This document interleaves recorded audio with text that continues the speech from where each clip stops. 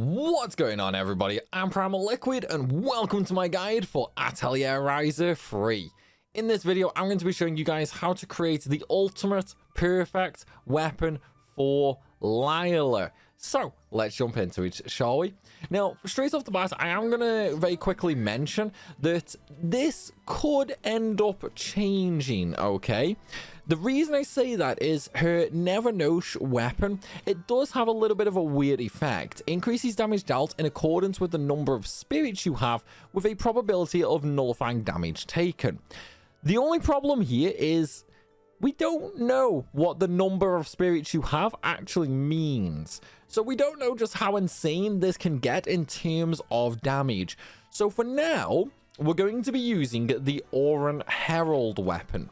The reason for this is the Red Claw XXL ability, which attacks deal additional fire damage and have a chance to inflict burns.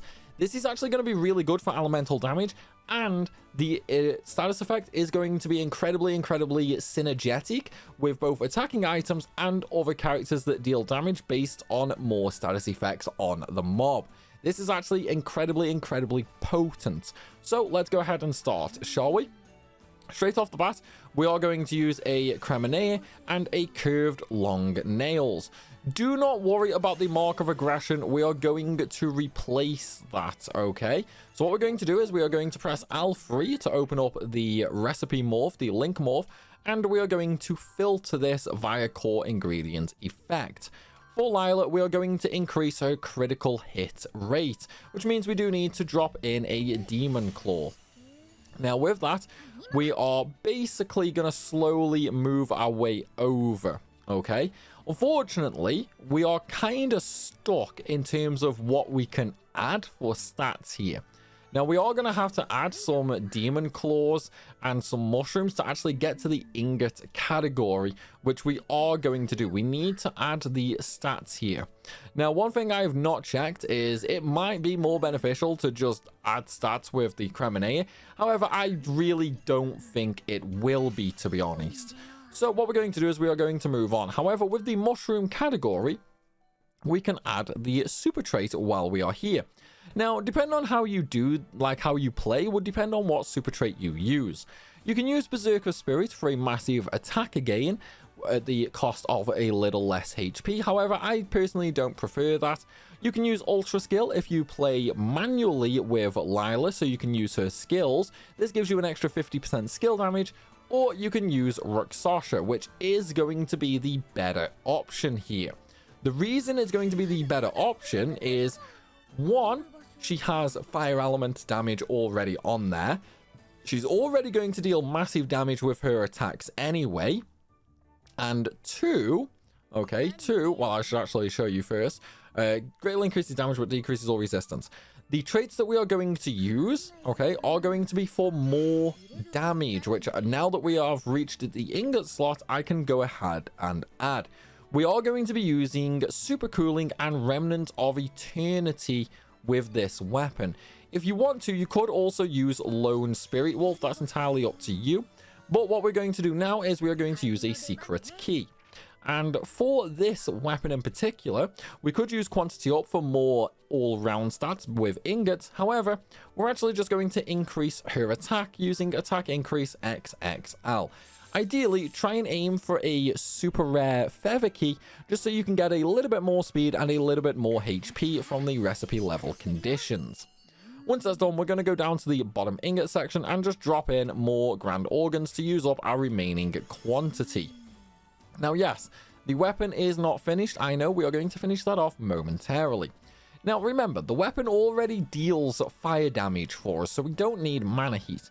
If we use super cooling, that's additional ice damage, and we can inflict frostbite. Likewise, we could also throw on Remnant of Eternity for additional non-elemental damage when attacking, and we can inflict curse. And of course, because I'm not going to control Lila, we're just going to leave her for the AI to generate AP for us. We're also going to use Lone Wolf Spirit. This will reduce our magic resistance by 1, but increases AP gained from normal attacks. And given how fast everything dies, we don't need to care about the magic resistance loss. And of course, we're going to use Ruxosha for even more damage. So we're going to go ahead and synthesize that. Then we are going to go and rebuild the weapon in question. Now that we are rebuilding it, we're just going to go through and get all of the other abilities. So our critical rate is now maxed. Now it's time to just slowly work our way through unlocking everything, okay? So I think I might actually need another Cremonea. No, I don't. That's brilliant. Okay, so now we've got basically everything. Well, I think that is everything. Let's just double check.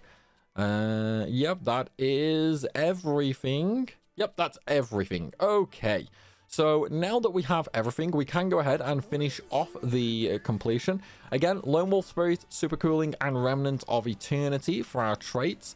And then our super trait is going to be Ruxosha, so we're going to go ahead and drop that in there.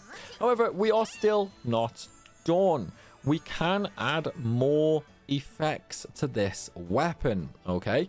So we're going to go and reinforce it right now.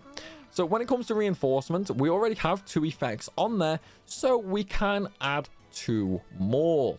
Now, what I would suggest doing for this is actually using the Presto effect. This is going to give us more magic damage when we attack, and that damage will increase based on how high our AP is. Our AP is always going to be completely full, so that is going to be a large increase. Then we are going to use War Song XL from a War Powder. This is going to increase our critical rate even further. Now with that, we've got our final 2 effects added, so now it's going to be all about the stats. You can either go HP, attack, defense, or speed. It is entirely up to you. However, I'm going to use a Dragon Egg just because it is the most all-around stat increase for the 3rd item. So we're going to go ahead and drop that in. Once again, we are going to choose the skills, Lone Wolf Spirit, Super Cooling, and Remnant of Eternity. And we're going to finish that off. Now, I am going to equip this on Lila, and we are going to go do a fight, just so I can show you guys how insanely broken this actually is.